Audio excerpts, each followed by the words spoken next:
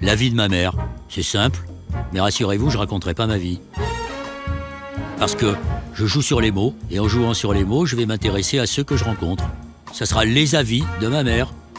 Ah bah ouais, mais elle est politique, mais j'étais journaliste avant. Mais c'est vrai qu'on a tendance à se raconter et à se mettre trop facilement sur le divan aujourd'hui. C'est bon pour le son?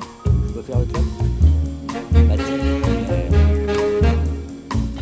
Mathilde Dimmer, bonjour. Vous êtes porte-parole de la primaire populaire. Avant ça, vous avez été membre du comité de gouvernance de la Convention citoyenne pour le climat, coprésidente de Démocratie ouverte et coordinatrice de campagne de On est prêt. Le président de la République avait dit, lors d'une de ses allocutions, « Sachons dans ce moment sortir des sentiers battus, des idéologies, et nous réinventer, moi le premier ». Vous l'aviez pris au mot et lui aviez adressé une lettre ouverte titrée « Nous les premiers », dans laquelle vous lui écriviez que vous étiez prêt à dessiner ensemble un chemin qui tire toutes les leçons de la crise sanitaire. J'imagine qu'il n'a pas lu la lettre, mais franchement, la prochaine fois, envoyez-lui directement le dessin. En juin 2020, vous espériez que le président soit aussi sérieux que les 150 de la Convention citoyenne pour le climat pour faire de la France le pays où on construit un modèle qui prend en compte l'urgence climatique et sociale. Et au final, vous avez lancé la primaire populaire. Personnellement, j'ai beaucoup de mal à expliquer à quelqu'un ce qu'est cette primaire, surtout au moment de dire si ça aide à rassembler les luttes climatiques et sociales ou si ça va rajouter un candidat à tous ceux qui sont déjà engagés à gauche. Vous dites enfin, au dîner de Noël, quand vous parlez écologie, c'est pas facile. Nous ne sommes pas au dîner, mais c'est Noël quand même qui vous reçoit aujourd'hui. Alors je vous souhaite de trouver ça facile, mais surtout agréable. Voilà la présentation de Mathieu Briard. Comme à chaque fois que nous avons un invité, il est de votre génération, donc il vous comprend très bien. Mathilde, bonjour. Bonjour. Est-ce que vous avez le sentiment, à travers tous les engagements qui ont été les vôtres depuis déjà un certain nombre d'années, alors que vous n'avez que 31 ans, est-ce que vous avez le sentiment d'être un peu symbolique de cette génération qui se lève? Symbolique, je sais pas, en tout cas, que je partage la colère de cette génération qui n'aura jamais les manettes pour faire changer les choses et qui voit ceux qui sont aujourd'hui au pouvoir ne rien faire ou si peu. Ça, c'est très clair, oui. Et vous dites souvent, pour moi, l'engagement, c'est ma vie. Ma vie, non, c'est juste que c'est un moyen pour moi de transformer la peur que j'ai. Quand on lit les chiffres du GIEC, je sais pas comment on n'est pas dans un état de peur, quand on comprend ce que ça veut dire. Et donc c'est un moyen de transformer cette peur et la colère dont je parlais face à l'inaction de nos dirigeants en action que j'espère, en tout cas que je tente de faire bénéfique pour le reste de la société. À partir de quel moment vous avez pris conscience de ce danger qui plane sur votre génération, y compris la mienne d'ailleurs, qui pensait que ça serait pour après? À partir de quel moment? Quel a été le déclic? Il y a eu plusieurs déclics, mais le premier, il est assez tard quand on compare aux jeunes de Youth for Climate aujourd'hui. C'est autour de 19-20 ans, de mon côté, où on a fait une simulation des négociations de Copenhague, de la COP qui avait été un échec, après Copenhague, pour voir qu'est-ce qui a foiré finalement, et qu'est-ce qu'on aurait pu mieux faire. Et c'est à ce moment-là où j'ai compris que ces chiffres froids du GIEC étaient en fait des chiffres qui avaient des impacts colossaux sur nos vies, sur les questions économiques, sur les questions sociales, sur les questions géopolitiques.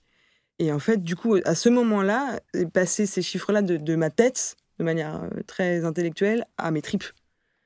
Et à partir du moment où vous avez compris émotionnellement ce que veut dire le changement climatique, c'est impossible de faire machine arrière, quoi. Et donc c'est un engagement qui, en effet, fait que je me réveille le matin en pensant à ça. Un jour sur deux dans la peur et un jour sur deux très enthousiaste à l'idée d'un monde à réinventer aussi. Vos adversaires vont dire qu'en tenant ce type de discours, vous sombrez dans l'effondrisme ou la conception apocalyptique du monde. Non, je crois que je suis juste dans une vision qui a un rapport à la science lucide. Moi, ça me fait beaucoup rire quand aujourd'hui on dit que notre génération est utopiste, qu'on est bisounours. Mais en fait, l'utopie, c'est quelque chose qui n'existe pas. Et ce que croient aujourd'hui ceux qui sont en face de nous et qui nous combattent, qu'on peut continuer comme ça et que ça va bien se passer, c'est eux les utopistes. Donc j'ai oublié ta question, Noël. Ma question, elle tournait autour de cette conception que l'on pourrait qualifier d'apocalyptique. Je crois pas être dans l'apocalyptique, je crois être juste lucide sur ce que disent les scientifiques du GIEC, qui sont pas des effondristes, qui sont pas des gens qui aiment faire peur, mais simplement des scientifiques qui sont super inquiets parce que leurs recherches les mènent à des constats qui sont de rapport en rapport toujours plus noirs.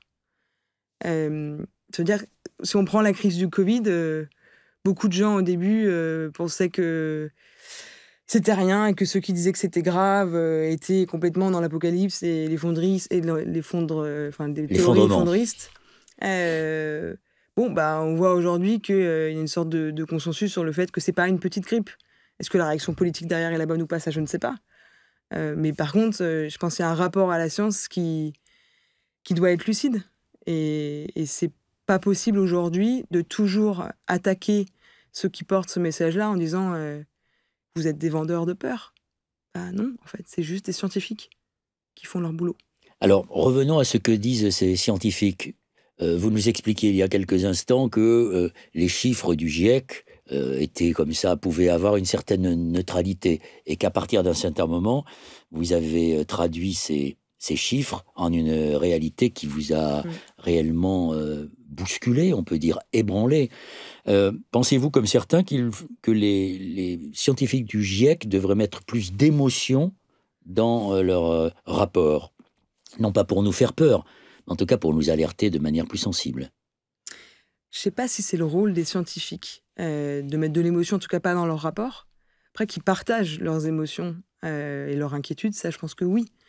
Moi j'ai eu dans mes profs certains scientifiques du GIEC, et de les voir complètement déprimés, puisqu'ils sont pour certains en dépression, évidemment qu'il y a quelque chose qui me touche derrière ça. Je pense que ceux qui devraient davantage être dans l'émotion, c'est les acteurs politiques. Aujourd'hui, la politique est en train de mourir, d'être un espèce de truc lisse qui n'a plus aucune saveur. Ou l'impression que tout est des espèces de mots valises qu'on met les uns à la chaîne des autres, et qu'il y a plus de saveur, il n'y a plus de combat. Et moi, je pense vraiment que la politique se réinventera en partant d'un rapport à la vérité, à la sincérité et aux émotions complètement différent de celui qu'on a aujourd'hui. Oui, parce que l'émotion, c'est aussi un moteur du populisme. Donc il faut manier ce sentiment avec beaucoup de précaution. Je crois que le gros problème qu'on a dans nos sociétés occidentales aujourd'hui, c'est qu'on n'a pas appris à gérer nos émotions. Et que c'est extrêmement compliqué quand on ne nous a pas appris de savoir qu'est-ce qu'on fait de cette peur quand on lit le rapport du GIEC. Et certains réagissent en se disant moi, j'arrive pas à gérer ça, j'enfouis, je suis dans le déni. J'en suis conscient ou pas conscient, mais c'est ça qui se passe. Certains sont dans la peur et restent effrayés, font des crises d'angoisse en permanence. Certains sont dans la peur et essayent de transformer cette peur en action. Et je crois que c'est vraiment ça aujourd'hui qui manque dans nos sociétés, c'est que comme on n'a pas appris à gérer nos émotions, et qu'on est dans une culture qui est très intellectuelle, beaucoup dans la tête, on est un peu finalement pris au piège par elle. Que faudrait-il faire collectivement pour apprendre à gérer ses émotions et les transformer en moteur de l'action?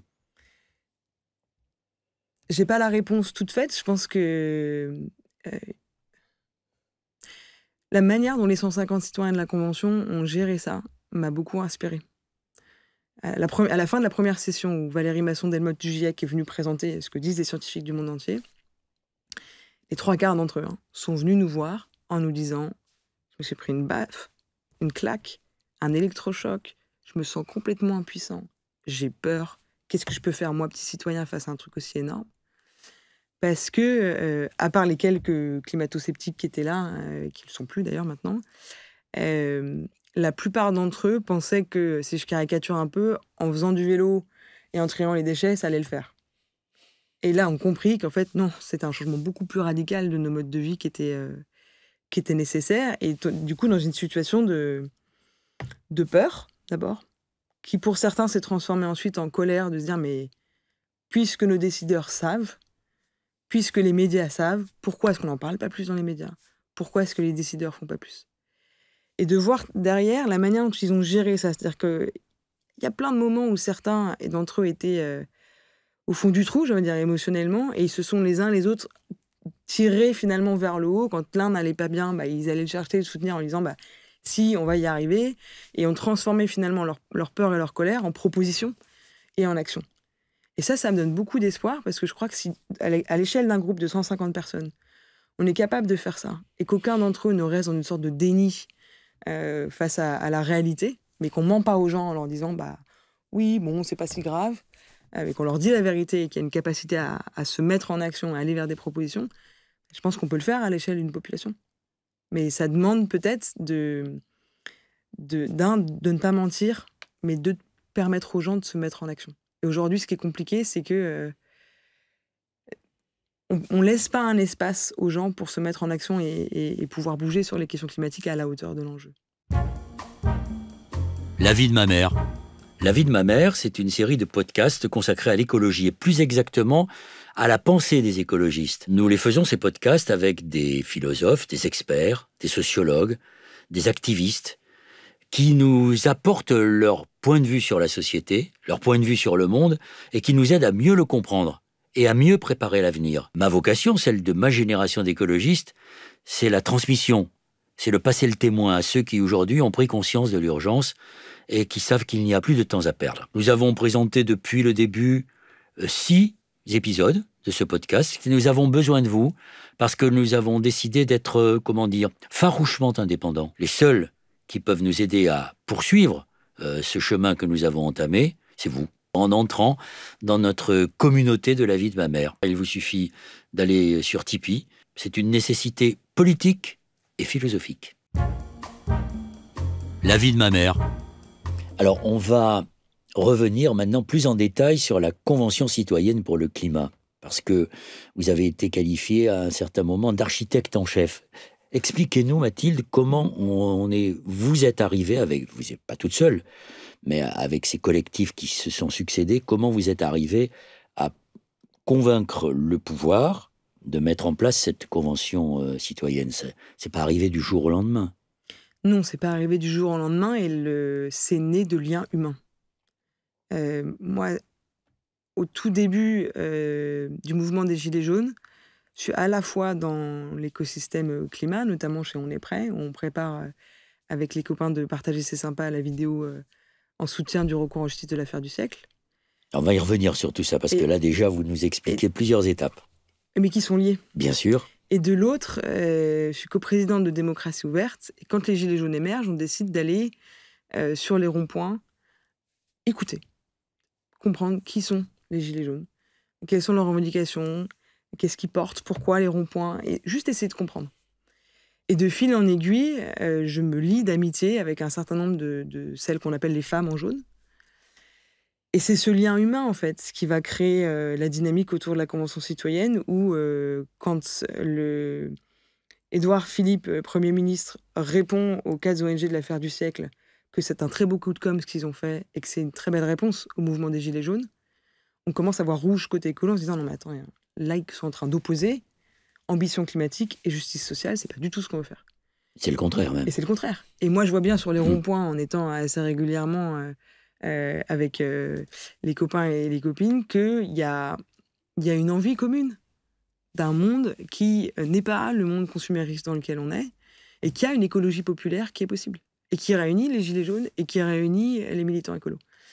Et donc, je propose tout simplement à des amis, à la fois militants écolos, à la fois côté Gilets jaunes, de se retrouver pour discuter et voir qu'est-ce qu'on peut faire pour éviter cette opposition entre fin du monde, fin du mois, et essayer de faire une sortie par le haut, quoi.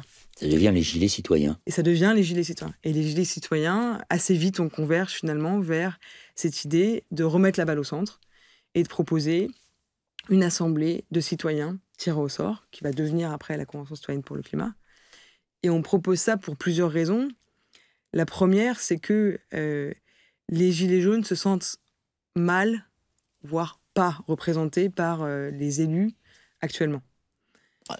Je vous interromps simplement pour dire que s'il y a une leçon à tirer parmi d'autres du mouvement des Gilets jaunes, c'est qu'ils ont sans doute été les premiers à poser de manière massive depuis le début de la Ve République la question de la représentation politique. Exactement, exactement. Et c'est pas anecdotique, et en fait ça s'explique. Quand à l'Assemblée nationale il y a 0 ouvrier, alors que c'est 15 à 20% de la population française, comment vous voulez que cette population se sente représentée ? Et forcément, cette population, du coup, va s'abstenir parce qu'elle se reconnaît de moins en moins dans ce monde politique. Et donc, ça crée un cercle vicieux. Et le tirage au sort permet de mieux représenter les catégories populaires, dont les ouvriers, les jeunes, les femmes, entre guillemets, tous ceux qui sont sous-représentés via le système électoral. Ça ne veut pas dire que les élus sont tous pourris, qu'ils sont achetés, qu'il faut jeter notre démocratie représentative. Ça veut dire qu'il y a des biais dans le système de l'élection qui favorisent des personnes qui parlent bien, des personnes qui sont plutôt aisées, qui ont le temps, qui ont l'argent, qui ont la formation pour faire ça. Et donc, il y a un enjeu à mieux représenter, donc peut-être compléter cette représentation élective par une représentation du type tirage au sort qui permet de mieux représenter le vécu, finalement, de la diversité des Français. Ça, c'est la première raison pour laquelle on a poussé le tirage au sort. La deuxième, c'est que nos démocraties sont mal outillées pour penser et gérer le long terme. Tout simplement parce qu'elles ont été pensées à un moment où il n'y avait pas le défi climatique, il n'y avait pas ces défis comme ça de long terme. Enfin, à un moment où on n'en avait pas encore pris conscience. Où on n'en avait pas pris conscience, oui, clairement. Et du coup, quand on est élu, de manière assez humaine et naturelle, on a envie d'être réélu. Et les mandats, en général, c'est 5 ans, 7 ans maximum. Et donc, on a un bilan à présenter au bout de 5 ans ou 7 ans. Et donc, on va plutôt gérer le court terme sur 5-7 ans pour avoir un bilan à présenter à ses électeurs que quelque chose qui prépare le long terme sur 10, 15, 20 ans, 30 ans. Et donc, ça veut dire qu'il y a un coût politique pour les élus à préparer le long terme.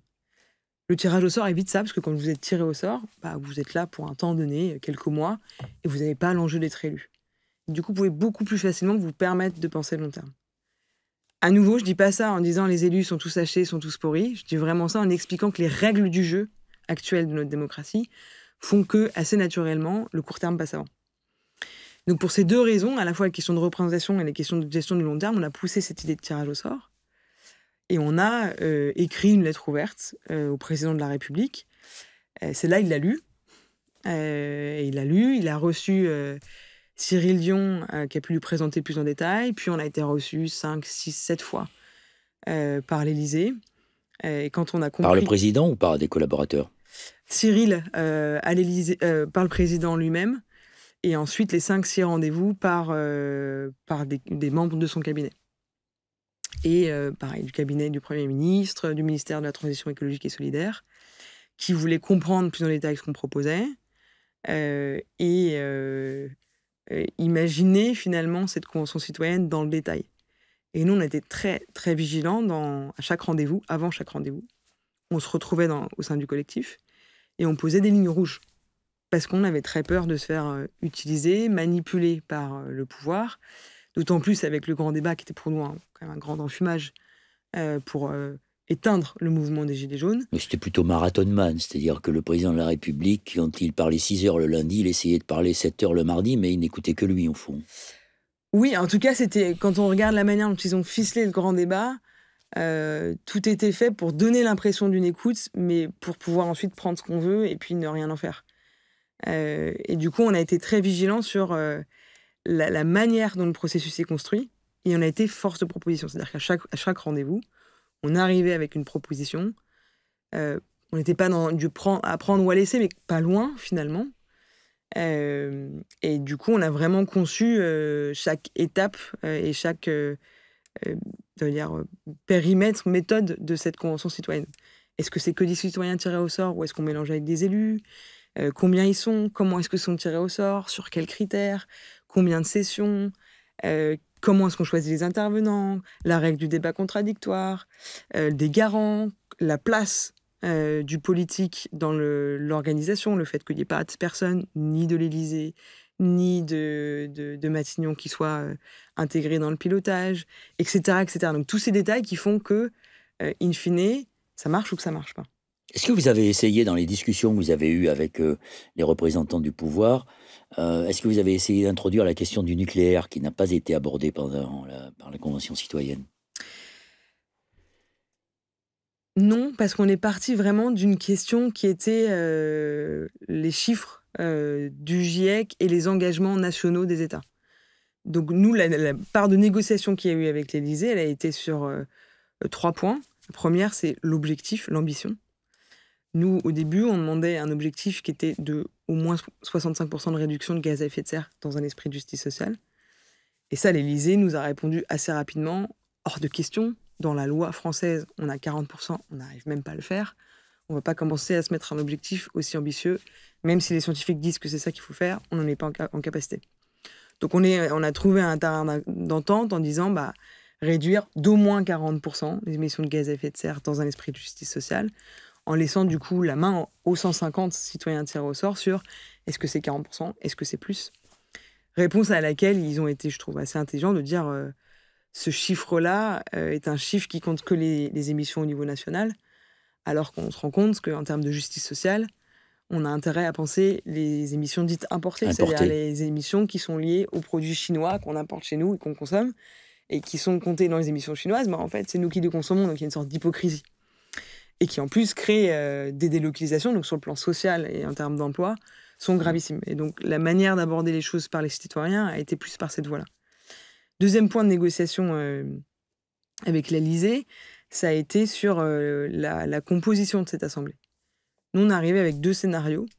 Un scénario où il y avait que des citoyens tirés au sort, et un scénario inspiré de l'Irlande où il y avait 2 tiers de citoyens tirés au sort et 1 tiers d'élus. Parce qu'on n'a pas pensé cette convention citoyenne depuis le début comme un truc contre les élus, mais comme quelque chose de complémentaire au système électif. Et la réponse qu'on a eue de Matignon, qui a été assez claire, c'est non, on ne va pas mélanger citoyens et élus, parce qu'on ne va pas mélanger les serviettes et les torchons.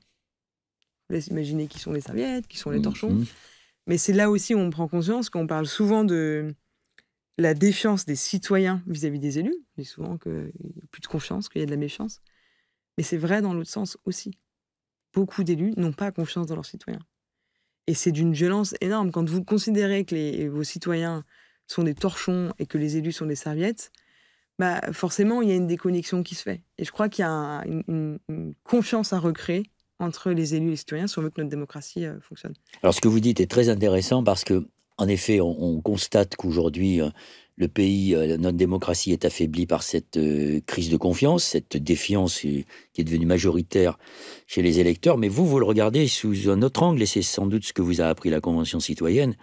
Et peut-être que le mal, il est là, dans le fait que beaucoup trop de représentants, beaucoup trop de politiques, même s'il ne faut pas jeter le bébé avec l'eau du bain, ne font pas confiance à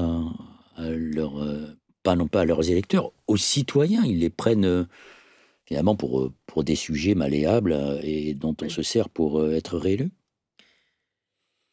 À nouveau, je ne mettrai pas tous les élus dans le même sac. Je pense qu'il y a des élus qui ont beaucoup de respect pour les citoyens. Mais en tout cas, clairement, en montant la Convention citoyenne, on a vu qu'un certain nombre d'élus pensaient que les citoyens étaient, pardon, mais des cons. Je ne sais pas si j'ai le droit de dire ça dans un podcast, mais... On peut tout dire. On peut tout dire. Non, mais vraiment, mais au-delà même des élus, en fait. Non, mais ça veut dire qu'ils n'ont pas confiance en une démocratie qui sortirait du cadre représentatif habituel. Clairement, ça non, ça, il n'y a pas de confiance. Ils ne veulent pas que les citoyens se mêlent de ce qui les regarde, au fond. Oui. Et ce que je trouve intéressant, c'est que c'est là où beaucoup de gens, au début, au-delà même des élus, nous ont dit « Votre truc, ça ne va jamais marcher. Comment vous voulez que des citoyens lambda arrivent à des propositions cohérentes, ambitieuses, qui lient ambition climatique et justice sociale? C'est trop compliqué. C'est trop demandé à des citoyens normaux. » Et la réalité de la Convention a démontré que, si, des citoyens lambda étaient capables de faire ça. Et avec un travail qui était salué par des syndicats, par des entreprises, par des ONG, par des chercheurs, par un certain nombre d'élus. Et ça, je pense que c'était un des objectifs qu'on avait, c'était de prouver que le tirage au sort, aujourd'hui, ça marche. C'était une vraie innovation politique.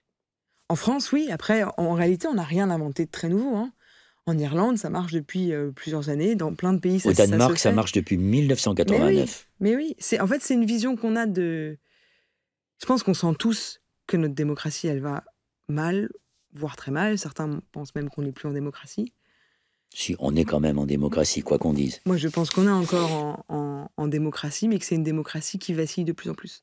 Avec une place des lobbies de plus en plus forte, une place du court terme qui empêche de penser de long terme, et une déconnexion de plus en plus forte entre les élus et les citoyens dans les deux sens.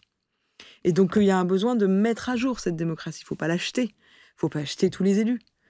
Mais si on ne met pas à jour, Moi, j'ai très peur qu'on sombre dans quelque chose qui ne soit plus une démocratie pour le coup. Est-ce que, par exemple, ce que vous expliquez, ça crée une brèche dans laquelle s'engouffre toute forme de populisme? Est-ce que, outre la peur que vous inspire le dérèglement climatique et l'effondrement de la biodiversité, le populisme est une de vos craintes? Bien sûr que c'est une de mes craintes. Après, je pense qu'il ne faut pas avoir peur. Ça dépend ce qu'on met derrière populisme. Je pense qu'il ne faut pas avoir peur des gens et du peuple.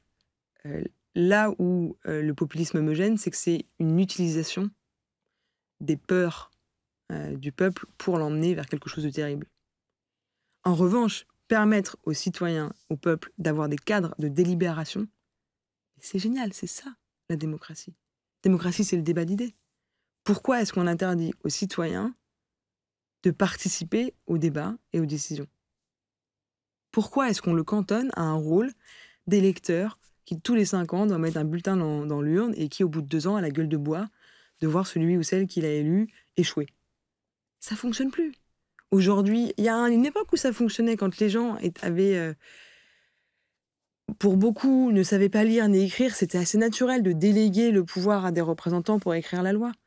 Aujourd'hui, il y a un niveau de diplôme beaucoup plus élevé, la majorité des gens savent lire et écrire. En plus, il y a un nombre de médias qui est beaucoup plus important, donc on a beaucoup plus d'informations. Et les réseaux sociaux ont émergé, donc on a pris l'habitude de donner notre avis très régulièrement sur la toile. Bon, tout ça fait que la société a avancé, notre démocratie est restée dans son état d'antan, j'ai envie de dire. Elle aussi doit évoluer. Et si les jeunes s'abstiennent aussi massivement, c'est pas par hasard. C'est que c'est ces générations-là qui sont les plus loin d'un système démocratique qui se fait de plus en plus has-been, quoi. Et donc, il ne faut pas le jeter. Il ne faut pas jeter les élus. Je ne suis pas du tout dans ce discours-là. Mais par contre, si les élus n'acceptent pas qu'il faut mettre à jour cette démocratie, je pense que c'est eux, en premier lieu, qui vont finir par le payer. Alors, plusieurs choses. Vous parlez des réseaux sociaux qui ont pris une très grande importance. Ils ont pris une très grande importance parce qu'il y a sans doute un déficit d'information, à la fois de la part des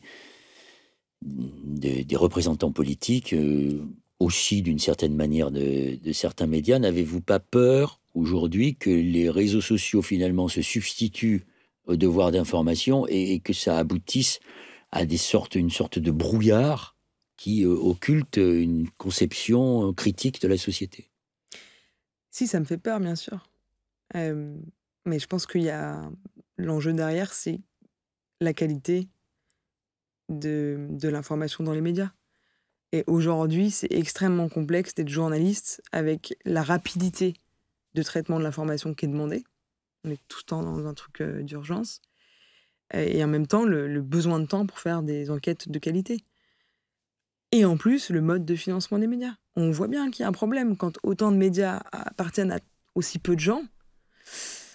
Il y a un moment où c'est normal que ça ait un impact et c'est normal que ça crée de la défiance. Et donc, je crois qu'il y a vraiment un enjeu pour notre démocratie à ce qu'on trouve des nouvelles modalités de financement pour les médias pour que la confiance entre les citoyens et les médias se refasse. Et vraiment, je salue les journalistes parce que je pense que c'est un boulot extrêmement compliqué aujourd'hui dans la phase dans laquelle on est. C'est vrai. Est-ce que vous éprouvez de la colère après l'échec, entre guillemets, de la Convention citoyenne, qui n'est pas un échec politique, parce que ça a montré que les citoyens peuvent être très, très experts, finalement, mais le fait que le président de la République ait finalement gaspillé cet acquis démocratique? Évidemment que je suis en colère.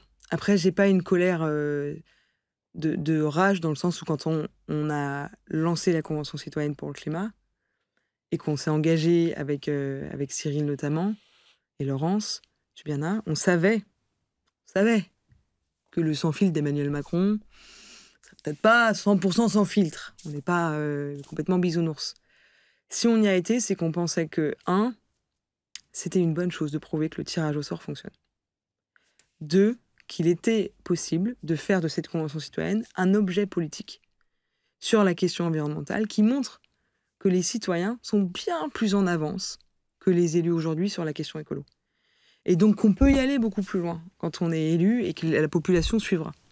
Et troisièmement, de prendre Emmanuel Macron un peu à son propre jeu finalement, puisque lui à une sorte de mépris des citoyens qui pensaient pouvoir faire, un peu comme il a fait pour le grand débat, ce qu'il veut des propositions parce qu'elles ne seront pas assez précises et que ce sera juste une liste de grands principes, ce à quoi il s'attendait, de le prendre à son propre jeu en permettant à des citoyens d'arriver à des propositions suffisamment précises pour qu'on voit qu'il y a un renoncement de la part d'Emmanuel Macron.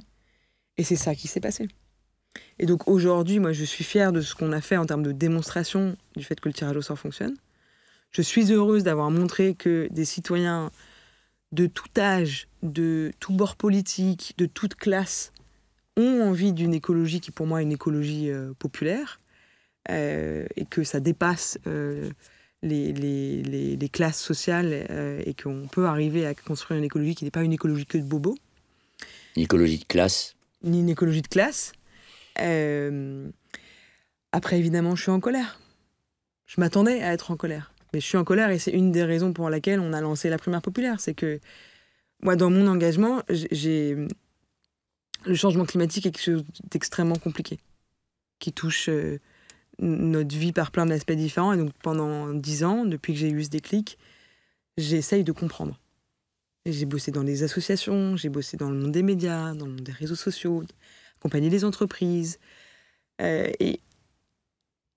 Et même en prenant en compte la complexité de la décision politique, en disant « Ok, admettons c'est compliqué d'allier justice sociale et ambition climatique. Admettons qu'en tant qu'élu, ce soit compliqué de lier cette fin du monde et cette fin du mois. Proposons un processus qui permet de le faire. 150 citoyens font le boulot. Derrière, ça ne suit pas. » Et en fait, l'impression qu'à chaque fois, de me prendre le mur du politique. Et alors certains me disent « Oui, mais tu pourrais t'engager dans un parti, etc. » Aujourd'hui, moi, je trouve que les règles du jeu politique font que je pense que je deviendrais folle ou complètement égotique ou égocentrique si je m'engageais dans le politique. Et donc, j'ai beaucoup plus envie de changer les règles du jeu, qui me semblent aujourd'hui pas en capacité d'amener quelqu'un qui partage les valeurs écologistes qui sont fondamentalement antagonistes avec la Ve République et ce truc jacobin très français. Et donc, j'essaye plutôt d'être à une place d'interface entre le monde politique et le monde militant, à réinventer les règles du jeu. Et la primaire populaire, c'est ça. C'est comment, sans être anti-parti politique, on arrive à créer une dynamique citoyenne qui part d'en bas, qui fait émerger une candidature de rassemblement sur un projet écolo, juste sur le plan social, et qui amène un profond changement démocratique. C'est ça aujourd'hui que j'ai envie de pousser pour remplacer Macron, qui aujourd'hui n'est pas à la hauteur, ni sur la question écologique, ni sur la question démocratique, ni sur la question sociale. Alors, on va y revenir à la primaire populaire, évidemment, mais tout ce que vous avez dit suscite quand même quelques autres questions. Qu'avez-vous appris en allant sur les ronds-points auprès des Gilets jaunes? Qu'est-ce qu'ils vous ont appris et qu'est-ce qu'ils vous ont apporté? La première chose, c'est de voir à quel point les liens sociaux pour une bonne partie de la population qui se retrouvait sur ces ronds-points étaient rompus. Des gens qui étaient dans une sorte de... abandonnés, quoi, dans une espèce d'enfermement, d'une solitude et une détresse que moi, je ne vivais pas. Et donc de comprendre ça, là. De comprendre à quel point le mépris de l'abandon des services publics, de l'abandon de leur représentation, de ne pas voir de gens qui leur ressemblent dans le monde politique, créait un sentiment d'impuissance qui, au moment des Gilets jaunes, s'est transformé en colère. Et qui me semble être une colère saine. Et de voir qu'assez vite, ça a convergé vers une demande, qui est une demande démocratique, qui est le référendum d'initiative citoyenne, je trouve ça extrêmement intéressant. De voir que des gens qui, à la base, se sont révoltés contre une taxe carbone qui les empêchait d'aller accompagner leurs gamins à l'école, d'aller au boulot ou d'aller faire leurs courses parce qu'ils n'avaient pas d'alternative à la bagnole, avec une taxe carbone qui pèse 3 à 4 fois plus sur les ménages les plus précaires que sur les ménages les plus aisés, de sentir cette colère-là et de voir qu'il n'y a pas une remise en cause de la transition écologique. Il y a juste une demande de « nous, on veut bien le faire », à condition, que tout le monde s'y mette et que ce ne soit pas toujours les mêmes qui payent et que les plus gros payent et que ce ne soit pas une taxe carbone qui nous pèse plus sur nous que sur les autres et qu'il y ait des alternatives. Et de voir ce mouvement qui a émergé sur cette taxe carbone se transformer vers un mouvement dans une demande de vie digne et de représentation démocratique. J'ai trouvé ça absolument passionnant. Et d'être juste dans un rôle aussi d'écoute. Ça fait du bien. Et je pense que nos élus auraient davantage dû aller sur les ronds-points pour comprendre ce qui se passe aujourd'hui. Oui, mais il y avait pas mal de mépris de la part des élus, y compris de la presse, qui traduit d'ailleurs ce que vous disiez tout à l'heure sur le manque de confiance de ceux de ce qu'on appelle les élites, même si ce mot est à utiliser avec beaucoup de précaution, puisqu'il est un outil pour les populistes. Oui, je ne sais pas si c'est du mépris ou de la peur. Je pense qu'il y avait aussi de la peur d'aller sur les ronds-points et potentiellement être confronté à la vraie vie, en effet. Donc certains l'ont fait et je pense que je les salue. C'est vrai que c'est pas évident parce que finalement c'est quand même un mouvement qui remet en cause la représentation. Donc quand vous êtes élu, c'est compliqué d'aller sur un rond-point et de... Bon. Si je puis dire, les élus, pour l'avoir été, n'aiment pas beaucoup être à distance de baffe des citoyens. Oui. Aiment pas beaucoup être à distance ou aiment Non, ils aiment pas beaucoup être à distance de baffe parce qu'ils n'ont pas envie de prendre des baffes. Alors, donc, ils se réfugient un petit peu dans leur citadelle. Oui, mais je pense que c'est le rôle d'un élu d'être à hauteur de baffe, justement. Vraiment, et je pense que c'est ça le problème, c'est que les citoyens sentent bien que s'ils sont plus en capacité de mettre... d'abord, de juste pouvoir s'adresser à leur élu, derrière... ça crée une déconnexion qui fait que la colère, quand elle s'exprime, est d'autant plus violente.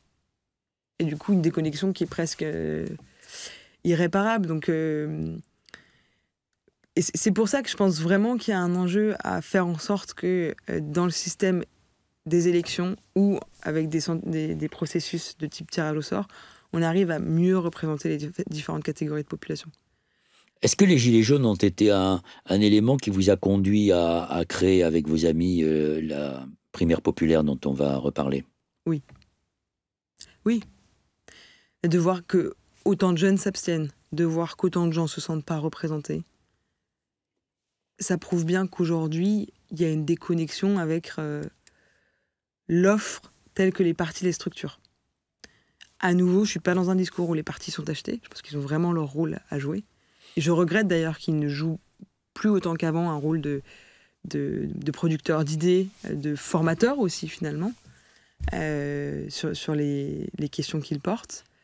Mais je pense qu'il y a un besoin de trouver un nouvel équilibre entre des collectifs citoyens et les partis politiques si on veut que notre démocratie fonctionne. Au fond, vous êtes en train de nous expliquer, ce qui est peut-être un constat que feront d'autres, comme moi d'ailleurs, que la recomposition politique, elle est en train de se construire, mais en dehors des partis politiques. Oui et non. Je pense que l'innovation, elle vient en effet d'en dehors, mais par contre qu'il y a des alliés dans chacun de ces partis. Moi, je me sens pas... Il y a plein de gens qui sont aujourd'hui dans un rôle soit élu ou encarté ou militant, et en fait qui sont des alliés de la primaire populaire, par exemple, qui ont été des alliés de la Convention citoyenne pour le climat. Des gens qui ont compris qu'en fait, la politique devait se réinventer et qui essaient de la réinventer à l'intérieur des partis. Donc je pense à nouveau qu'il ne faut pas opposer et que par contre, il faut vraiment que les élus comprennent qu'il y a un besoin de se réinventer et que continuer sans changement, c'est aller droit dans le mur.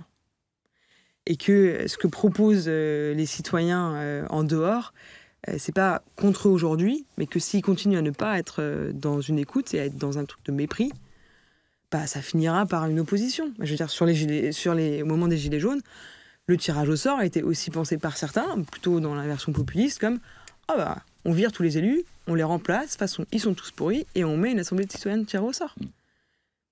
Bah, s'il n'y a pas un moment, une écoute des deux côtés, pour mettre à jour notre démocratie, en respectant les vertus de l'élection, mais en respectant aussi les vertus d'autres méthodes, je pense qu'on ne va pas y arriver. Alors, cette primaire populaire, est-ce qu'elle est vraiment populaire à l'heure où on parle?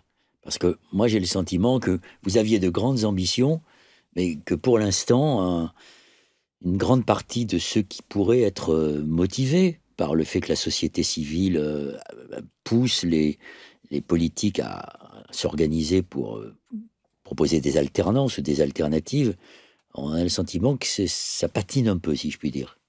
Je pense que c'est trop tôt pour juger, en effet. Parce qu'avant l'été, on était dans une phase de la primaire populaire, la première phase sur comment est-ce qu'on fait en sorte que cet objet politique nouveau soit compris et identifié par l'ensemble des acteurs politiques. À la fois les candidats à l'élection présidentielle qui portent l'écologie et la justice sociale, à la fois les partis politiques, les journalistes politiques, et puis les militants. Et donc on a touché ce cercle-là avant l'été. Parce qu'avant l'été, classe populaire, on n'avait rien à faire de 2022. Tout le monde était en train de se poser la question, vaccin, pas vaccin, comment, pour ceux qui ont des vacances, j'organise mes vacances avec mes enfants après 1 an et demi, 2 ans de Covid, confinement, couvre-feu, qui ont quand même changé beaucoup de choses dans la vie des gens. Est-ce que je vais perdre mon boulot ? Là, la rentrée commence à ouvrir un petit peu un espace pour une partie de la population de pouvoir se projeter dans cette élection, même si c'est encore tôt. Et c'est pour ça qu'on a décidé de faire de notre rentrée le week-end du 10 et 11 septembre. Donc, je veux dire, trop tôt pour voir si la dynamique prend. Nous, ce qu'on sent là, c'est qu'il y a un élan qui se crée depuis le lancement grand public du 10 et 11 septembre. Il y a un élan qu'on sent à différents endroits. D'abord, côté bénévole. On a un afflux de bénévoles énorme. On a plus de 2500 bénévoles aujourd'hui pour la primaire populaire, qui sont en train de monter, pour les semaines à venir, une 30aine d'événements locaux, de formation, à du recrutement en rue, à du porte-à-porte, à aller chercher les gens là où ils sont. Deuxième chose, on a de plus en plus de gens qui rejoignent la primaire populaire et qui se disent « Ah mais ça c'est intéressant, j'en ai jamais entendu parler, ça m'intéresse, je signe ou je parraine les candidats et candidates qui m'intéressent. » Ça on le voit, où les chiffres du nombre de signataires par jour ont augmenté très fortement depuis le 10 et 11 septembre. Quelles sont les raisons qu'ils invoquent pour dire « je participe à la primaire populaire » ? C'est très divers. Il y en a qui sont dans un discours de dire « j'en ai ras-le-bol de voir toujours les mêmes têtes ». Je trouve ça chouette que la primaire populaire permette de proposer d'autres noms. Il y en a qui disent mais c'est pas possible, on est dans un truc d'urgence sur les questions écolo, sur les questions sociales, sur les questions démocratiques. Et ils vont être 5 et nous condamnent à perdre par leur dispersion. Et donc oui, à un processus qui permet un rassemblement. Et la troisième raison, c'est souvent j'aime bien parce que et je viens parce que c'est différent et qu'enfin on va me permettre de pas voter contre ou pour le moins pire, mais de permettre de choisir et de mettre une mention à chacun et chacune des candidates sans avoir à me faire des nœuds dans le cerveau de voter utile et machin et bidule, qui est un truc qui dégoûte beaucoup de citoyens aujourd'hui. Et donc c'est assez divers parce que quand je vois certaines réunions des bénévoles, c'est parfois un peu compliqué de gérer parce qu'on a d'acteurs qui viennent plutôt de la mouvance Gilets jaunes, d'autres qui sont plutôt bobos, d'autres des militants venant des différents partis politiques qui ne sont pas d'accord avec les décisions des bureaux exécutifs de leur parti, des gens qui sont des anarchistes, et puis des bobos. Et donc c'est pas toujours évident de gérer cette diversité de gens aux réunions, mais je trouve que c'est plutôt un bon signal pour la primaire populaire. Est-ce qu'il y a par exemple des jeunes des cités, est-ce que socialement c'est hétérogène ou est-ce que c'est une hétérogénéité dont vous venez de parler, mais qui se passe quand même dans des milieux sociaux assez homogènes? Alors, on n'a pas les statistiques socio-démographiques sur les gens, on ne demande pas ça. Mais quand on regarde, par exemple, dans le bureau de l'association, Yanis, il vient de Seine-Saint-Denis, et quand on voit dans les formations qu'on fait de bénévoles, il y a une certaine diversité. C'est assez jeune. De plus en plus... Enfin, il y a des jeunes et des beaucoup plus vieux, j'ai envie de dire. Là où il y a le moins de monde, c'est entre 40 et 55 ans. Là, je crois qu'il y a un trou dans la raquette aujourd'hui, même si on a des gens là qui sont venus avec leur bébé en disant en fait, moi j'ai vachement envie de m'impliquer, et donc qui sont venus, mais c'est vrai que c'est plus compliqué pour cette tranche d'âge de pouvoir s'engager. Donc, il y a beaucoup de trentenaires comme vous, puisque vous savez que les enquêtes d'opinion montrent que malheureusement, une majorité de 25-34 ans sont plutôt favorables au Rassemblement national qu'à l'écologie. Je crois qu'ils sont plutôt favorables à l'abstention, si on regarde les chiffres avec attention, et qu'une grande colère les amène à voter à Rassemblement national. Et c'est pas un hasard si la primaire populaire a été initiée par des trentenaires, justement. Aujourd'hui, on a un mouvement beaucoup plus diversifié, intergénérationnel, comme je le disais, mais c'est aussi pour répondre à ça. Parmi ceux qui ont lancé la primaire populaire, il y a des gens qui s'abstiennent, Il y a des gens qui votent écolo, il y a des gens qui votent LFI, il y a des gens qui votent encore PS, et il y a une volonté que ça change parce qu'on sait tous dans notre génération et dans les générations du tout, on n'aura jamais les manettes à temps pour pas qu'il y ait d'impact sur nos vies. Et donc que ça dépend des élus actuellement. Et qu'on a 10 ans sur les questions climat. Et donc que ceux qui préparent tranquillement 2027 sont coupables, jouent un jeu extrêmement dangereux, et que nous, la réponse qu'on leur fait, c'est en fait, là, vous êtes en train de jouer avec nos vies. Et c'est compliqué à un moment où, a fortiori pour les jeunes, on leur a demandé beaucoup de concessions avec le Covid, qui par solidarité pour nos aînés a joué le jeu du confinement, des cours en ligne, espèce de trucs où socialement c'est compliqué pour les plus jeunes, pas de soirée, pas de sortie, pas de un bac, je dirais pas au rabais, mais où on sait pas trop comment ça s'est passé, et ce que vaut le bac, tout le monde se pose un peu la question. Tous ces trucs-là font qu'aujourd'hui, je pense que les jeunes ont raison de demander à ce que ceux qui sont aujourd'hui aux manettes et les plus vieux se bougent davantage sur le climat. Mais ont-ils raison de s'abstenir ? Non. Non. Mais je crois que l'abstention, elle est liée au fait que l'offre politique, elle n'est pas à la hauteur. Donc la primaire populaire vise à essayer de combler ce vide ? Oui. Elle vise à essayer de combler ce vide en permettant d'abord d'avoir un processus qui part des idées avant la course aux petits cheveux. C'est pour ça que je disais, première étape, le socle commun, 10 mesures de bascule. Là, on a des débats qui vont arriver sur le fond des idées pour vraiment essayer d'infuser et de mettre sur la table de la rentrée médiatique nos sujets. Et d'arrêter de parler que de sécurité, même si c'est important, et que de sujets qui ne sont pas l'écologie, qui ne sont pas la justice sociale et qui ne sont pas le renouveau démocratique qui est attendu par une partie de cette génération. Alors, le deuxième, c'est oui, allez-y. Ils s'abstiennent aussi parce que l'impression que la politique ne change pas leur vie. Il n'y a plus de prise, que c'est plus eux qui ont le pouvoir. Et la troisième, parce que cette manière de faire de la politique aujourd'hui les dégoûte. Les dégoûte. Et c'est ça qu'on essaie de faire avec la primaire populaire, c'est de changer quelques règles du jeu pour montrer qu'on peut faire autrement. Et ça, on voit que ça parle aux jeunes.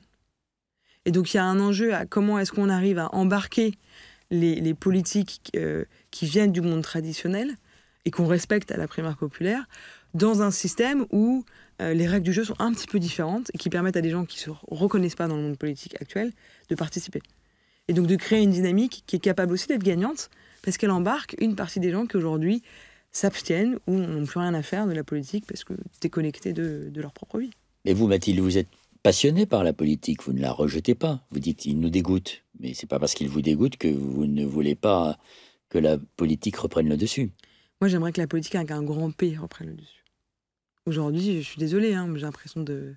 Moi, je suis déçue par ce qui se passe en politique, et pour être très honnête, je me pose la question de m'abstenir s'il n'y a pas une candidature de rassemblement sur un programme écolo, social et démocratique. Alors, qu'est-ce que vous allez dire aux écolos qui, eux, vont choisir bientôt, à la fin septembre, auront choisi leur candidat ou leur candidate ?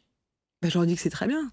D'ailleurs, je vais voter à cette primaire écolo. On a poussé pour qu'un certain nombre de personnes s'impliquent et votent à cette primaire écolo pour ceux qui croient en l'écologie. Moi, c'est mon cas.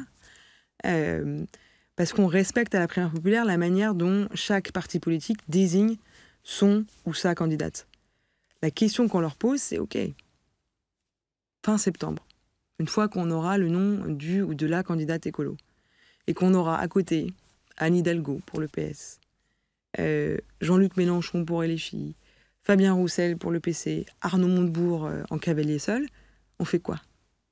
Ils se regardent en chien de faïence ? On attend que les sondages aient des partages peut-être un jour, en considérant que les sondages peuvent encore être un moyen de départage qui est respecté par tout le monde. Quand on voit qu'ils se sont plantés aux dernières européennes, aux dernières municipales, et quand on voit les commentaires d'un certain nombre d'élus sur les sondages, on peut se demander est-ce que vraiment cette fois-ci ils vont décrocher si les sondages leur disent qu'ils sont en dessous ? Pas sûr.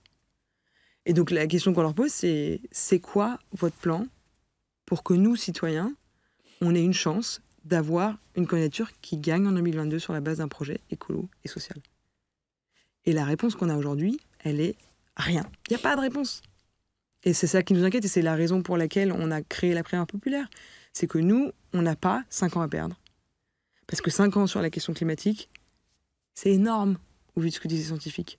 5 ans, quand on voit les inégalités qui augmentent, c'est énorme dans nos vies au quotidien. Et donc attendre 5 ans, ça n'est pas une option. Et donc la question qu'on pose, c'est en 2022, on fait quoi pour avoir une candidature de rassemblement autour de ça? Vu qu'on n'a pas eu de réponse, on a proposé, nous, un processus avec une lucidité sur ce qui est en train de se passer.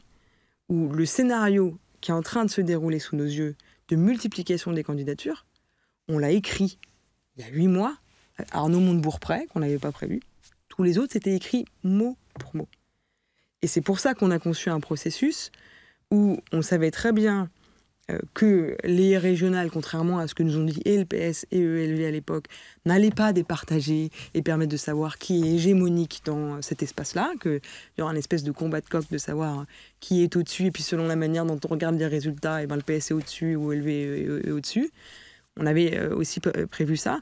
Et donc on a conçu un processus où on ne demande pas le consentement des candidats jusqu'à la mi-octobre, le 11 octobre, parce qu'on sait que jusqu'à ce moment-là, aucun d'entre eux n'a intérêt à dire « Mais oui, la primaire populaire, c'est super, je viens ». Ils ont tous intérêt à exister, à faire en sorte que leur candidature monte dans les sondages par rapport aux autres. On est lucide. On sait qu'ils vont nous chier dans les bottes jusqu'à mi-octobre. Nous, ce qu'on leur dit, c'est mi-octobre, on est la seule solution que vous avez. Et vous y croyez? Oui, j'y crois. Sinon, je ne serais pas là. J'y crois parce que c'est quoi l'alternative? La seule alternative que j'entends, c'est on attend 2027. Et si c'est ça leur alternative, ce sera non de notre côté. Alors là, vous parlez des politiques, mais vous n'avez pas beaucoup parlé, même si vous avez évoqué ce secteur il y a quelques minutes, du secteur économique en particulier, et des lobbies. Vous dites, les politiques, d'une certaine manière, ils me dégoûtent par leur comportement, mais est-ce que vous n'êtes pas dégoûté par le comportement des lobbies et par une certaine, un certain archaïsme de secteur économique? Et est-ce que vous avez des liens avec eux? Est-ce que vous pensez que la transformation écologique ne pourra se faire que si il y a une discussion et des échanges avec l'économie? Oui. Je différencie les acteurs économiques des lobbies. Évidemment que les lobbies me dégoûtent. Quand on voit ce qu'ils ont fait sur la Convention citoyenne pour le climat, c'est eux qui ont dézingué les propositions. Si vous regardez le rapport de l'Observatoire des multinationales, vous voyez bien que c'est les lobbies qui s'y sont allés à grands coups de com, de rendez-vous avec les parlementaires, avec les membres du gouvernement, pour dézinguer une à une les propositions de la Convention citoyenne pour le climat. Ça, c'est grave pour notre démocratie.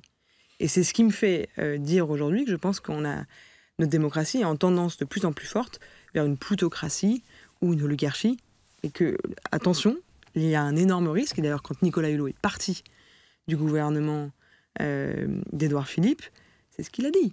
Il a dénoncé les lobbies. Quand quelqu'un comme Nicolas Hulot, quoi qu'on en pense, et quelles que soient ses limites et ses défauts, je pense que tout le monde lui reconnaît une volonté sur les questions écologiques, qui claque la porte en disant qui gouverne aujourd'hui, qui décide aujourd'hui en pointant les lobbies, c'est que notre démocratie va mal. Donc clairement, il y a un enjeu sur les lobbies. C'est pour ça que je dis que les règles du jeu démocratique sont à revoir. Pour gérer le long terme, il faut que les lobbies soient encadrés. Les lobbies, c'est des intérêts court terme, systématiquement. Après, les acteurs économiques, pour moi, évidemment qu'il faut discuter avec eux.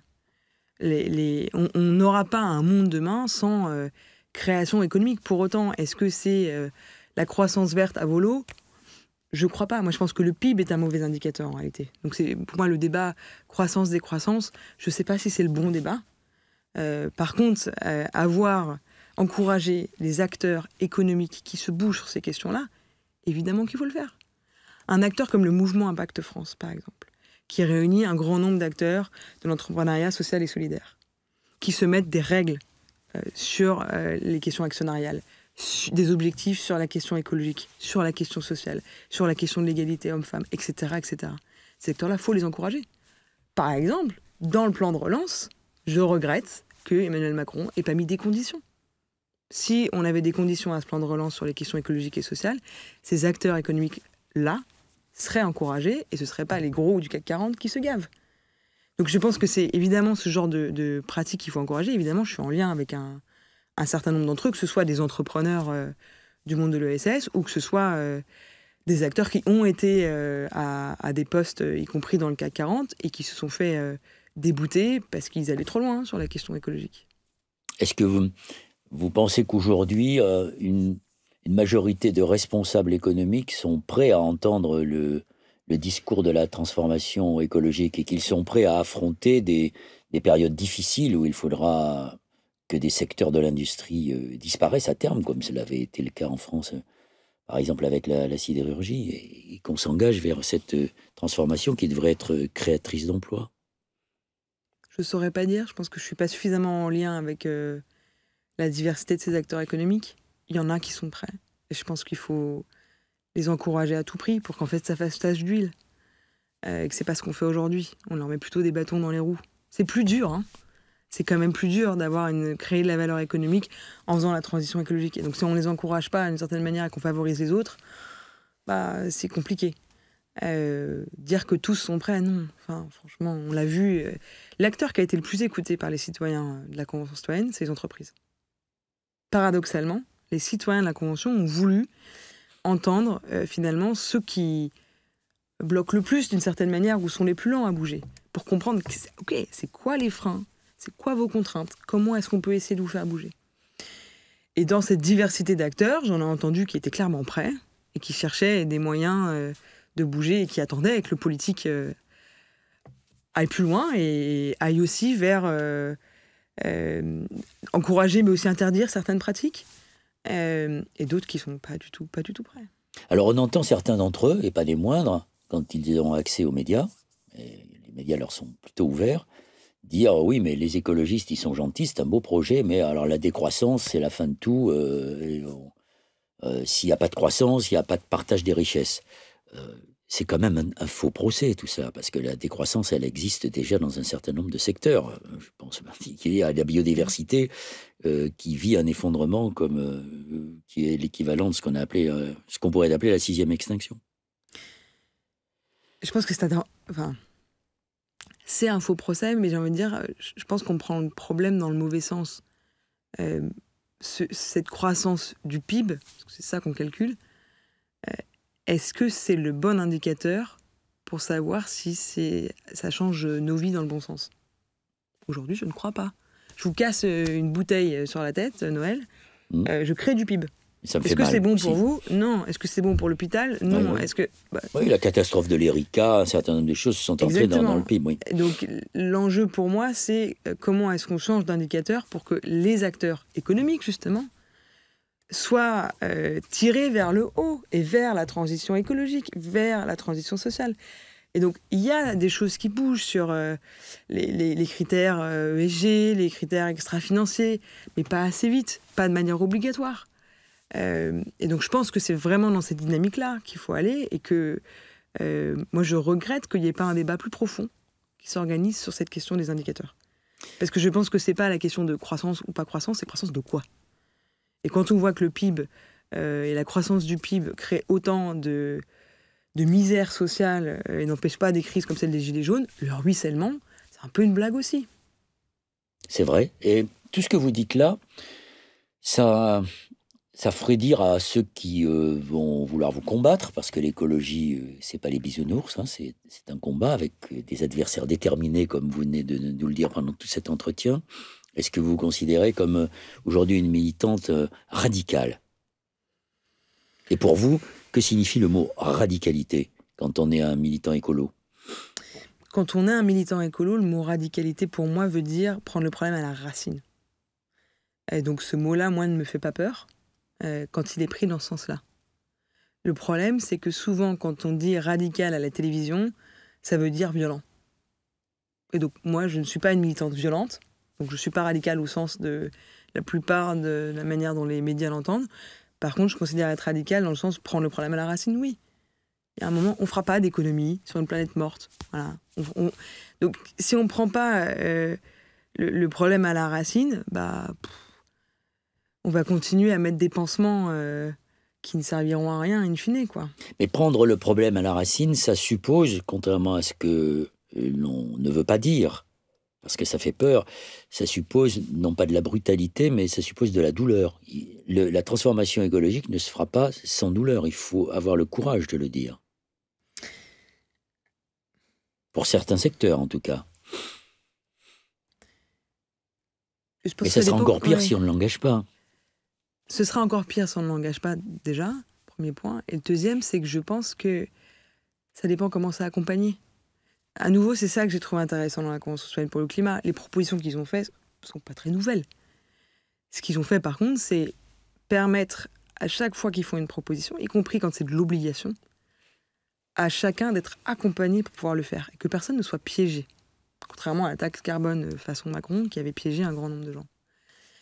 Et je pense que c'est ça qui est important. Et moi, ce qui me rend malade, c'est que si on avait écouté nos aînés écolos qui, depuis des années, disent qu'il faut faire cette transition, ça ne se serait pas fait dans la douleur.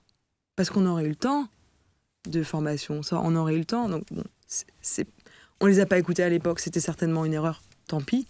Maintenant, la question, c'est comment est-ce qu'on met un coup de boost pour que ça bouge. Et quand je vois que des acteurs, y compris dans le monde économique, comme Saint-Gobain, étaient prêts à embarquer sur la rénovation thermique des bâtiments à grande vitesse, comme le proposait la Convention citoyenne pour le climat, mais que les acteurs qui bloquent, c'est les banques, parce que ça les embête de donner des prêts à taux zéro pour que tout le monde puisse le faire quand on met une obligation de rénovation thermique des bâtiments. Bah là, moi je dis que c'est pas possible. Et les mêmes banques qui d'ailleurs dépensent 7 € pour les énergies fossiles et 1 € pour les énergies renouvelables, à peu près. Oui. Ça, je pense que le monde de la finance est peut-être celui qui nous met le plus dedans. C'est pour ça qu'il y a une colère, en tout cas moi j'ai une colère forte vis-à-vis de François Hollande, où la finance c'est mon ennemi, on en attend encore la couleur. Et c'est une des raisons pour lesquelles je pense que les jeunes ont du mal à croire encore au discours de la gauche. Vous dites c'est pas la finance notre ennemi, c'est le climat. Mais vous dites maintenant, quand on vous écoute bien, c'est à la fois le climat et la finance. Bah non, le climat n'est pas mon ennemi. Le climat, c'est le dérèglement climatique. Ouais. Et ses causes. Et donc, une manière de faire de la finance. La manière dont un acteur comme Lita.co fait de la finance, c'est génial. Mais simplement, c'est comme tout outil, en fait. Si vous ne mettez pas de règles à un outil et que vous ne lui permettez pas d'aller dans le bon sens, bah, ça finit mal et ça finit par des profits énormes qui ne vont pas au bon endroit.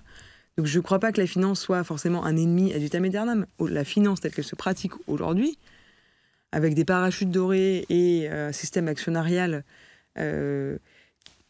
qui amène à des règles très court-termistes, fait que oui, ça nous met dedans. Je crois que ça peut changer. Vous vous déterminez comme une radicale, à juste titre. Est-ce que la désobéissance civile non violente fait partie des modes d'action que vous pouvez pratiquer ? Oui. Oui, j'ai participé à des actions, par exemple, d'Extinction Rebellion. Et je pense que la désobéissance civile est un outil important. Enfin, je ne crois pas qu'il y a une solution miracle, une manière de militer miracle mieux que les autres. Je pense que c'est la combinaison des différents modes d'action qui fait que, in fine, on arrive à gagner ou pas des combats. Et donc la désobéissance civile non violente est un mode d'action qui me semble très utile. Alors vous avez une conception de l'écologie, j'allais dire holistique, en tout cas panoptique. Elle concerne les questions environnementales, bien sûr, les questions démocratiques, les questions sociales. Est-ce que la question de l'égalité des droits fait partie de ce corpus écologique, d'une société écologique ou d'une république écologique dans laquelle vous aimeriez vivre ?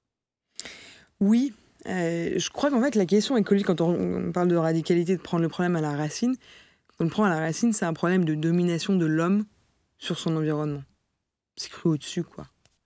Alors qu'on est une espèce dans un environnement. Et les écoféministes ajoutent que c'est la domination aussi de la femme par l'homme qui conduit à la domination de la nature. Ben, c'est là que je veux en venir, c'est que je pense que c'est un rapport de l'être humain au reste du monde. Et que c'est ça, le plus gros des changements. Et que du coup, quand on arrivera finalement à régler la question écologique, quand l'homme sera devenu suffisamment mature pour se rendre compte qu'il domine aussi d'autres êtres, Que ce soit l'homme sur la femme, que ce soit l'homme sur la nature, que ce soit l'homme blanc sur l'homme noir. Et je crois que cette question du rapport à la domination, elle est centrale dans la réflexion qu'on a à avoir. Ça ne veut pas dire que l'homme blanc de 50 ans est acheté à nouveau. Je pense qu'il ne faut pas rentrer dans les trucs de conflictualité. Par contre, il faut comprendre que le rapport de domination, il est à poser.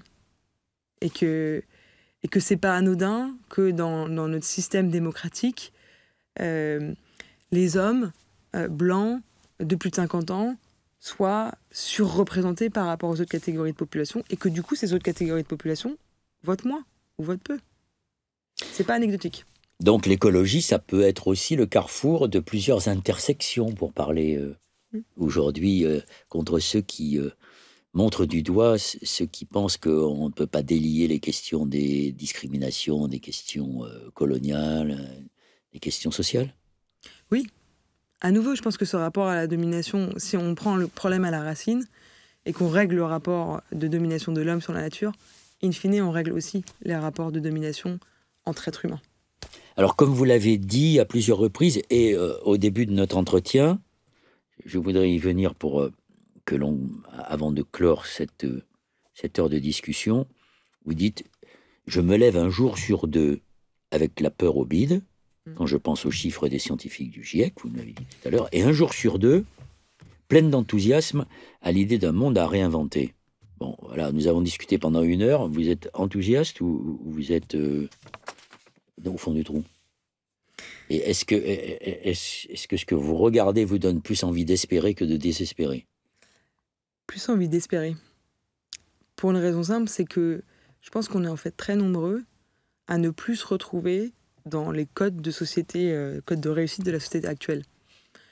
De vouloir absolument un gros salaire, une grosse bagnole, n'est plus un rêve qui donne spécialement envie, mais qu'il y a de plus en plus de gens qui veulent un boulot qui a du sens, qui veulent des relations humaines et du lien humain qui nourrit, et a fortiori depuis le Covid, où on a été isolés et où le rapport à l'autre et à la relation entre humains a pris, je trouve, une proportion plus forte dans l'importance que ça peut avoir dans nos vies, le fait d'en avoir été privé. Et donc je crois profondément qu'on est très nombreux à vouloir un changement de modèle de société. Et donc oui, je suis enthousiaste. Parce qu'en fait, et aussi parce que j'ai pas le choix d'une certaine manière. Sinon, je sombre dans une espèce de dépression et d'impuissance. Moi, j'ai vécu des traumas dans ma vie qui font qu'aujourd'hui, j'ai plus envie de transformer mes peurs, mes colères et mon sentiment d'impuissance en action. Et ça donnera ce que ça donnera. Mais me laisser me morfondre n'a jamais été une dynamique dans laquelle j'aime être. Et donc, je suis plutôt enthousiaste parce que je pense qu'on est nombreux à vouloir un autre modèle de société. Et que quand on est nombreux, il y a un moment où ça devient irrésistible. Mais la vie n'a pas été aimable avec vous? Vous dites j'ai vécu des traumas. La vie a été très aimable avec moi, mais ça n'empêche d'avoir des traumas sur son chemin. On a tous, hein. Votre génération, 30 ans, il y a, on va dire, 2 catégories. Alors vous allez me dire celle que vous fréquentez le plus ou celle que vous voyez le plus. Est-ce que vous voyez plus de trentenaires qui sont aujourd'hui dans des petites dépressions liées au constat de l'urgence climatique? Ou est-ce que vous en voyez plus qui changent de vie et qui disent « cette vie que nous menons, elle ne mène à rien, engageons-nous autrement » Quels sont les plus nombreux dans vos fréquentations? Je ne saurais pas dire quels sont... Il y a les deux sans doute, non? Il y a les deux, clairement. Mais en plus, je crois que c'est vraiment moitié-moitié. Il y a une époque où c'était clairement plus la dépression. Et c'est là où je trouve intéressant, c'est qu'en fait, les gens n'attendent plus le politique. Ils se disent, bon, en fait, je fais par moi-même. Ce qui est à la fois une bonne nouvelle, dans le sens où les gens se bougent, et en même temps, je pense grave, parce que le politique a un rôle à jouer, et que c'est pas uniquement que les actions individuelles, y compris quand on part faire de la permaculture ou qu'on a un retour à la terre, que ça suffit. Je pense qu'il faut vraiment réussir à faire les deux. Donc je dirais vraiment les deux, mais je dirais que c'est pas les mêmes générations. Les très jeunes sont plutôt dans une dépression qui m'inquiète, hein, pour être honnête. Parce que moi, il me fascinent, les jeunes de Youth for Climate, par exemple, qui sont entre 16 et 25 ans. Ils sont lucides hyper tôt. Ils savent qu'ils n'auront vraiment, vraiment jamais la main pour changer les choses. Et ils voient qu'il n'y a rien qui bouge. Et ils ne sont pas encore dans une capacité de pouvoir faire par eux-mêmes ce que mes amis trentenaires sont plutôt à faire, de dire, bon, en fait, ça va, on a essayé plein de trucs. Ça marche pas. À un moment, on fait par nous-mêmes et on arrête de vivre dans un monde qui nous rend pas heureux, en fait. Qui nous rend pas heureux. Parce que je crois profondément que mon enthousiasme, il est lié au fait que je crois que le monde écolo, il est joyeux. C'est beaucoup plus joyeux d'avoir du temps pour soi, d'avoir du temps de nourrir des relations humaines. Même si on a moins de grosses bagnoles, qu'on a moins d'argent, qu'on a moins de biens, je pense qu'on est beaucoup plus heureux dans cette vie-là, et je le vis à titre personnel, que dans une vie où on a besoin de consommer des choses extérieures pour combler un espèce de vide intérieur qu'on a. Et je crois qu'elle est là, la vraie révolution de l'écologie, et que c'est là où peut-être qu'on pêche côté écolo, on a du mal à montrer ça. Et moi, je vois, mais de manière très simple, vis-à-vis de mes parents, les moments où ils ont commencé à être plus écolos, c'est pas quand j'essaie de les convaincre intellectuellement, de dire « mais fais comme ci, fais comme ça, c'est pas bien, voilà ». Non, c'est quand en fait j'ai arrêté d'essayer de les convaincre, et qu'en étant moi-même et en voyant que je suis heureuse en mangeant bio, que je suis heureuse en mangeant local, que je suis heureuse en faisant du vélo, en fait, ils se sont dit, mais ça a l'air chouette. Ça me donne envie, moi aussi. Et je crois que c'est cette joie qui rayonne qui permettra ou non de passer à ce monde d'une écologie populaire. Moi aussi, j'ai une question pour toi, Noël. Oui. Avec tout le parcours et l'expérience que tu as, si tu avais un conseil pour notre génération, pour la génération de en dessous, qui essaye justement de réinventer la politique, qu'elle donne envie et de faire en sorte que l'écologie arrive au pouvoir et puisse mettre en œuvre son programme, ce serait quoi ?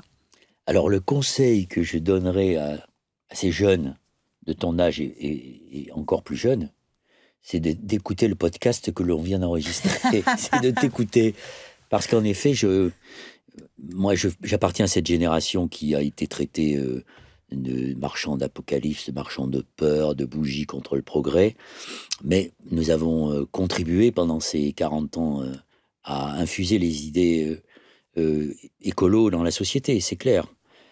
Et ce qui me réjouit aujourd'hui, c'est de voir que ta génération, et même les plus jeunes, vous avez pris conscience d'une urgence qui n'était pas encore dans notre tête vraiment, mais que vous avez pris, que vous avez compris qu'il n'y aura pas de plan B, qu'il n'y aura pas de deuxième chance.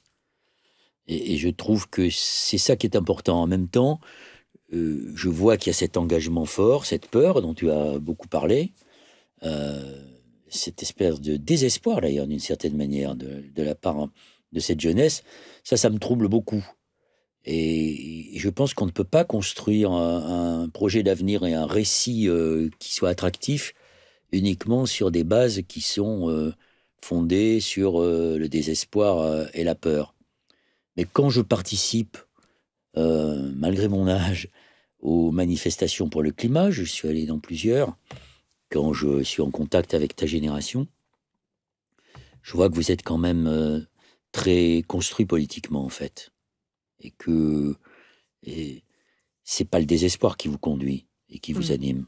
C'est le fait que vous êtes... vous vous sentez porteur d'un projet qui peut vous rendre peut-être moins malheureux ou plus heureux, comme tu l'as dit tout à l'heure. Donc pour ma génération, c'est vraiment une grande joie de voir que plus on avance, chaque jour qui passe, il y a de plus en plus de jeunes qui se bougent. Ma grande inquiétude, c'est que cette prise de conscience, elle est forte dans une partie de la société, mais une autre qui est en situation de survie et qui n'a pas le choix et la possibilité de se poser ces questions. Et donc je pense que le rôle des écologistes et le rôle de ta génération et des politiques comme toi, c'est précisément d'aller là où il y a des zones aveugles, où il y a des gens qui sont en perdition, que l'on a d'ailleurs laissé qu'on passe par profits et pertes d'une d'une société qui est construite sur un modèle inégalitaire. Hein. Dans le cadre de la primaire populaire, sur ce que tu dis typiquement, on a prévu d'aller faire un tour de France des quartiers populaires, d'aller mettre des points de vote et d'inscription au vote dans des zones à forte abstention, d'aller avoir une communication auprès des jeunes qui, même s'ils marchent pour le climat pour certains, ou qui s'abstiennent pour d'autres raisons, faire en sorte, en tout cas, de reconnecter un maximum de gens à la politique en proposant quelque chose d'un peu différent. Toi, tu fais partie des soutiens de la primaire populaire. Est-ce que tu peux expliquer pourquoi est-ce que tu soutiens cette initiative? Qu'est-ce qui t'a inspiré finalement dans ce projet-là? Ce qui m'a inspiré, ce qui a motivé mon soutien, c'est que la plupart des initiateurs de la primaire populaire, comme toi, sont les défenseurs de ce que moi j'appelais dans les années 2000, qui maintenant est devenu une expression assez commune, l'écologie populaire, c'est-à-dire qui associe les questions sociales aux questions environnementales. Et pourquoi je dis ça? Parce que j'ai conscience, comme beaucoup, qu'il y a toujours eu une sorte de fossé entre les écologistes et leur recrutement social et ceux qui, dans un certain nombre de quartiers ou dans certaines catégories sociales, sont très loin de ça. Donc je pense qu'en effet, la primaire populaire peut être un outil, c'est pas gagné, hein, de conviction, enfin, je sais pas si c'est de conviction, mais ça peut être un outil pour aller dans des quartiers qui, aujourd'hui, sont les premières victimes du dérèglement climatique, de l'effondrement de la biodiversité, du système. C'est la question de la malbouffe. Enfin, j'enfonce une porte ouverte quand je dis que les critères prioritaires de la pauvreté, c'est le diabète et l'obésité. Donc, ça vient quand même pas mal de la malbouffe, que dans les quartiers populaires, la pandémie a eu des effets 10 fois plus supérieurs à celle d'un certain nombre de quartiers, que quand on vit près d'une autoroute, près d'un périph', et que la pollution de l'air tue 50 000 personnes prématurément par an, ça se passe principalement dans des quartiers qui ont été plus ou moins abandonnés. Donc je pense que la priorité de l'écologie, c'est pas de convaincre ceux qui sont déjà convaincus, c'est de dire que c'est un outil de lutte contre les inégalités sociales, et que les inégalités sociales, les inégalités environnementales viennent s'accumulent, viennent s'ajouter aux inégalités sociales. Et donc oui, c'est un vrai enjeu. On l'a pas gagné, mais quand tu as créé, par exemple, avec tes copains, la rencontre des justices, ton objectif, c'était en effet de faire se rejoindre la justice environnementale et la justice pour tous, et qu'en fait, on aboutisse à une justice pour tous qui englobe les questions de justice environnementale. Donc c'est ça qui est important, et c'est ça qu'il faut gagner. C'est ça le pari aujourd'hui. Sinon, ça ne marchera jamais. Merci pour cette réponse, très claire. Il n'y a pas de quoi. Merci Mathilde, merci de nous avoir donné envie. Merci Noël. À bientôt, et j'espère beaucoup de succès pour cette primaire populaire qui mérite d'exister et de trouver une solution pour les alternances politiques. Merci. Merci Noël.